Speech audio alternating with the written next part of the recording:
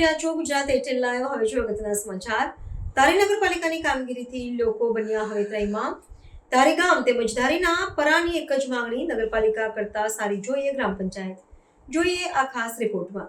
ધારી ગામની સ્થાપના થઈ ત્યારથી લઈને ધારી ગ્રામ પંચાયતના વહીવટ સુધી અનેક કામો ગ્રામ પંચાયત હસ્તક થયા છે અને જોઈએ તો ધારી ગામ તેમજ અલગ અલગ પરા વિસ્તારની ગ્રામ પંચાયત દ્વારા લોકોની પાયા સુવિધાની બાબતોને લક્ષ્ય આપીને કાર્યો પૂર્ણ થતા હતા, પરંતુ જ્યારથી ધારી નગરપાલિકા અસ્તિત્વમાં આવી ત્યારથી લઈને આજ દિન સુધી નગરપાલિકાની કામગીરી ઉપર અસંખ્ય સવાલો ઊભા થયા છે। નગરપાલિકાના કાર્યક્ષેત્રમાં આવતી કોઈ પણ કામગીરી સમયસર થતી નથી। પૂરતા પ્રમાણમાં મેનપાવર કે નથી પૂરતા પ્રમાણમાં જરૂરિયાત પ્રમાણેના સાધનો। ધારી ગામ તેમજ અલગ અલગ પરાને સંયુક્ત રાખીને નગરપાલિકાની સ્થાપના કરવામાં આવી હતી, પરંતુ ધારી શહેરના પાયાના પ્રશ્નો તેમજ સફાઈના પ્રશ્નો, સ્ટ્રીટ લાઇટના પ્રશ્નો, પાણી વિતરણના પ્રશ્નો, શહેરની બગીચાની જાળીના પ્રશ્નો તેમજ ધારી ગામથી થોડા અંતરે આવેલા દરેક પરાના પ્રશ્નો જેને ઉકેલવામાં આખરે નગરપાલિકા સદંતર નિષ્ફળ નીવડી છે।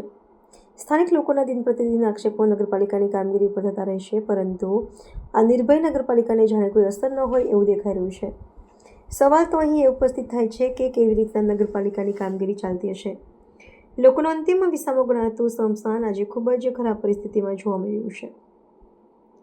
રેડિયર ગાયનો ત્રાસ, ગંદકીનું સામ્રાજ્ય અને સ્મશાનની ચિંતા પણ વળી ગયેલી હાલતમાં જોવા મળે છે। શું નગરપાલિકાના કાર્યક્ષેત્રમાં કામગીરી નહીં આવતી હોય? તેમજ ધારીના અનેક પરામાં નગરપાલિકાના કાર્યોની સામે સંતોષ જોવા મળી રહ્યો છે। ધારી શહેરમાં સુંદર બગીચાનું નિર્માણ થયું હતું, પરંતુ જાળવણીના અભાવે આ બગીચો પણ પોતાના અસ્તિત્વની લડાઈ લડી રહ્યો છે તેવું દેખાઈ રહ્યું છે। નગરપાલિકાની હસ્તકના અનેક રસ્તાઓ હવેના મૂળ આકારમાં રહ્યા નથી। ગટરના પાણી રોડ ઉપર નદી માફક વહે છે, પરંતુ આ તો નગરપાલિકા છે, અહીં કોઈ સાંભળવા વાળું રહ્યું જ નથી। ધારી ગામના વેપારી તેમજ અલગ અલગ ધારીના પરાના સ્થાનિકોની એક જ માંગણી, નગરપાલિકા ફરતા ફરી વખત ગ્રામ પંચાયત અમને સોંપવામાં આવે, જેથી શહેર તેમજ વિવિધ વિસ્તારોમાં પડતી મુશ્કેલીઓનું નિરાવરણ લાવી શકાય।